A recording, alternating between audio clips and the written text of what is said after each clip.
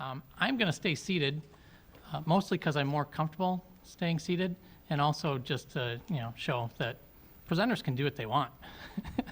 They're in charge of their presentation, and that's one of the messages that we want to get out to folks today.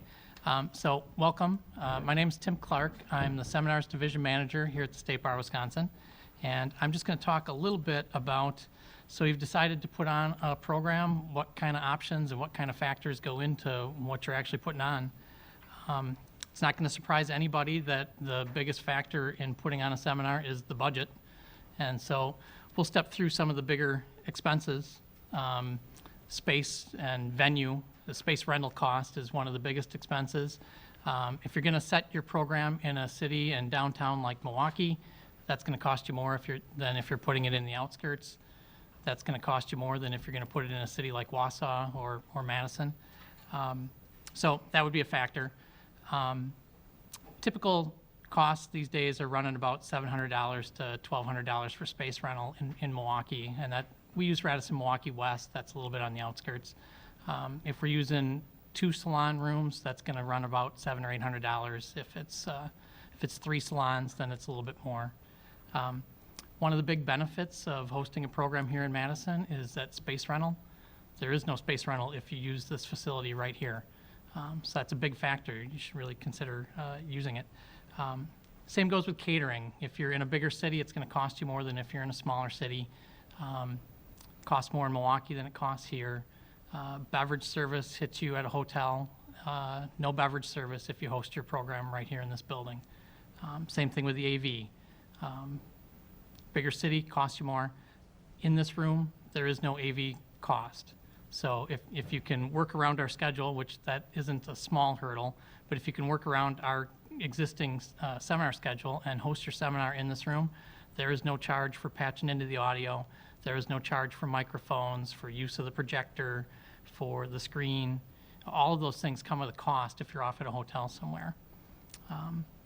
So other things when it comes to your options, what venue do you want to host this in? Again, you're looking at what city, where are your attorneys located at, or your prospective attendees located at. We tend to go back and forth between Milwaukee and Madison. Those are the largest metropolises with attorneys in the state. The Madison venue for us, again, has no cost, no overhead, so that's always a good thing. But other considerations for your venue, what kind of parking is available? That's one that I think people forget to remember. If you're trying to draw 100 people into a program, you need for them to be able to get there and get there easily, and a place for them to put their car mostly. So that's a big factor. The room layout is a factor. Becomes more of a factor if you're doing a recording like we are today. But it's a factor for any kind of situation. I've seen some of the smaller presentations with really oddly configured rooms, and it can sometimes be a little bit distracting.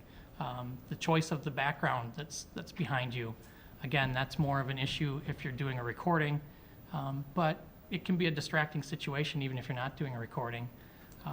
Again, big benefit of hosting it right in this room. We've got a professionally chosen background. It's not black so that a dark suit winds up turning you into a floating head. It also bounces some light back, which, for the guys that are actually doing the recording, they really appreciate that. It helps. The lighting of the venue is another concern that I don't think people accommodate. If you're doing a recording, it's important to have proper lighting, and we've got studio lighting right here. Other little fun things for this room, we've got this confidence monitor right there. It's really just a giant TV, but Dennis insists on calling it a confidence monitor. But what is it doing? It's got the PowerPoint right there so that the presenters don't have to turn and look at the screen and then take their voice away from the microphones. And really, they can get lost looking and saying, okay, is my right slide up there? They don't have to look at a tiny little laptop and try to read what was on their slide. It's right there, big and in color. Nice little feature. Another thing that we did a number of years ago is we stuck a giant digital clock right on the back wall. So any presenter that's wondering what time it is and how fast should I be going, it's right there. And that's one of the little tips I have for you, that if you're in another venue that doesn't have something like that, put a clock right on the podium. And another little tip, that I learned years ago was to tape the day's schedule right to the podium. If you don't tape it down, somebody's going to walk away with it, probably the very first presenter. But tape it down, let folks know that it's there, and then that'll help them keep on schedule. They'll know what's coming up next if they want to do the transition for you, which, that's a tip that Trish could have used earlier. Transitions. Transition. Working on it. Yeah, so these things are all work in progress. Other factors that you should be considering, what kind of pricing are you putting on your program? And the big thing there is the goal. Trish was walking through some of that earlier, but if your goal is to generate revenue, then you need to have a real clear understanding of what your expenses are going to be and stick with those expenses. You need to have a real clear understanding of how many attendees are going to come in, and you need to have a clear understanding of what that end revenue goal is. Once you know those pieces, you can back your way into a tuition, and I wouldn't suggest just coming up with that number and then throwing it out there, because if it's an unreasonable number, if we're talking $500 for a one-credit program, that's probably not going to draw a whole lot of people. But that leads into another factor is, what are your attendees expecting? What are their expectations for the pricing of a program? What are other providers charging for their programs? A factor for us is we are a membership association, so we take that into account. We try to keep our tuitions as low as we can while still getting to our budgetary goals. A good for example on that is our base tuitions for half-day and full-day prices didn't change for about 10 years. And then when we did change them, they changed in 2012. We added $20. So our half-day programs went from $169 to $189, and our full-day went from $199 to $219. We see some providers come through with one-credit programs that are $250. Mm-hmm. That's the price of our full-day webcast, which then leads me into another factor for our pricing. We want to drive people into the room. We want a good interaction for the presenters. We want the presenters to feel good about the efforts that they put into the program. And so while it's great for us to have 50 people on the webcast, if there's only 10 people in the room, that changes the vibe and the feel and the benefit that the presenters feel that they're providing. So we charge a lower tuition for our in-person attendance, trying to get more people in the room. Other options, in your materials later on, not in my actual section, there's a seminar, section seminar checklist. It's what the Member Services Department has been doing for the last number of years. It looks like this. They list a number of different categories of folks for the different tuitions. So section member versus non-section member versus non-attorney versus law student, those things can be great and good. My general take on it is that simpler is better. Once you wind up with 6 or 8 different tuition options, it's just cluttered and a little bit confusing. Anytime you're trying to market the program, you have to accommodate for all those different things.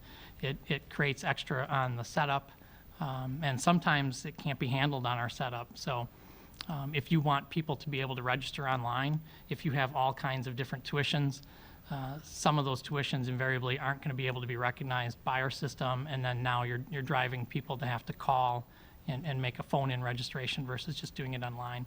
So that's kind of my general mantra on a lot of the options, is that simpler is oftentimes better. Mm-hmm. But we do very much fully understand that if one of your goals is to give back to the section, having a section discount is a fantastic idea. It's very easily handled, and it's recognized online, so you can do online registrations with that. It's a nice way to give back to the section. And we've done that with some of our own programs as well when we've been working with sections, where just the base price of our tuition, we'll throw in a section membership on top of that and transfer some of those tuition revenues over to the section to cover the membership cost. That's a really quick update on what I was going to do. Also in your materials is a little bit of a rate sheet. It's actually right in my materials. That gives you a little feel for what the charges are going to be if you host a program here in this building or in an off-site venue. And so that's there for your reference. And with that, I think we're going to go ahead and take a break right now. We've been running a little long, and so then occupational hazard on running long, you have to adjust and be comfortable with being flexible on the fly. So one question over there. Yep. Really more of a comment. I've never done this, but I've had discussions with the Milwaukee Bar Association and their supervisor of CLE, Sabrina Nunley, and she's quite interested in having her facilities used for state bar programs. I never talked to her specifically about rates, but they do have a very nice facility, and so I just thought I would share that thought with you. I appreciate that, Larry. Yeah, we've been out and seen their site, and we've been in talks with them a little bit over the years on different ways we could potentially collaborate. So it is something we're aware of. So yeah, I appreciate that comment. One other thing that I didn't touch on that I really wanted to mention was just a webcasting option, and we've talked about it a little bit here and there already, but it really does extend the life of the program and gets maximum benefit out of all the efforts that went in to create that content. So you wind up with 3, 4, 5 replays of it, and so there's 5 or 6 different options for people to attend, and then it also gets a life for the rest of the current year and 1 full year as an on-demand program if you run with that option. So anyhow, I think I wonder go ahead. If I could just add 2 more things with regard to the Milwaukee Bar. They have a number of sections, and what Sabrina also told me is if you co-sponsor a program with one of their sections, if they have a corresponding section to your section, then they wouldn't charge because that would be a service to one of their sections. So that's an option perhaps to think about. And another thing from their experience, they started doing their CLE with simultaneous webcast, and it had an unfortunate result that you'd mentioned about the networking and the interaction. Because they do it simultaneously, they don't get maybe 2, 3, sometimes no attendees, no live attendees for their program. And so they kind of now regret doing simultaneous. They don't mind the idea that they have webcasts for later broadcasts, but they have indicated they think simultaneous webcasts can be a mistake if you have any interest in having live participation with the presenter. Yeah, I think that's a very valid point. It hasn't gotten that dire for us. But if it did get to that point, we might have to make a decision on whether we wanted to continue to do that simultaneous webcast. Yes, sir? Maybe this is addressed in the let me. materials, but I'm wondering what the I'm wondering what the cost to the sections is to do the webcast, to offer another 4 or 5 times that way. Right. So it really kind of depends on what arrangement you wind up developing with Pinnacle, or we should be talking about the new department name a little bit. So we're going to be our department name is the Professional Development Department now. So for what it's worth, if you're working with professional development, we can come to an arrangement on what that's like. The most common thing we've done in the last year or 2 is to have the section do and set the tuition and take the revenue on an in-person program, and then later on we do the webcasting. We follow our same normal pricing procedures. Revenue comes our way.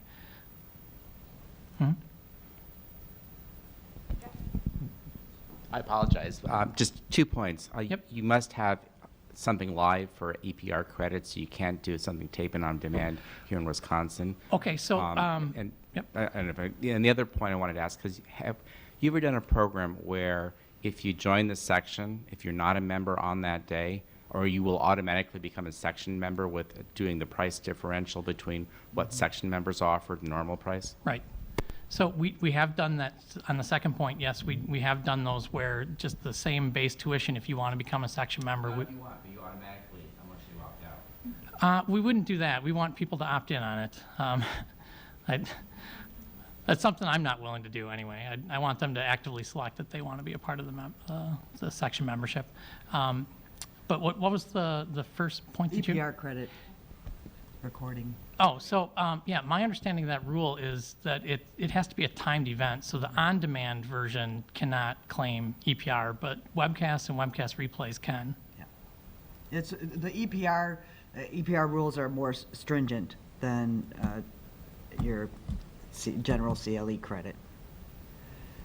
Natalie, you had something? And I just wanted to add that one of the things that the task force on strengthening bar section relationships is working on, now that we're in our implementation phase, is additional transparency in terms of costs to section for CLE programs. That's something that Tricia's worked on with Matt McLean, who's the LOC rep to the state, the Section Leaders Council, and that's one of the pieces that'll be part of the implementation of the task force recommendations that were passed by the BOG.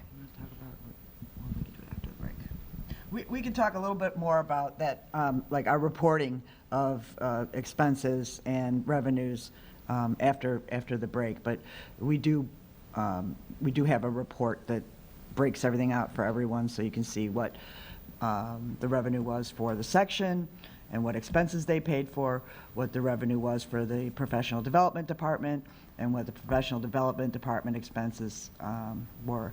So it's a standard report that we provide whenever we're doing a collaborative effort, and we can walk through that. But, want to take a break? Yep, I think it's time for a break, so we're going to take 15 and reconvene right back here.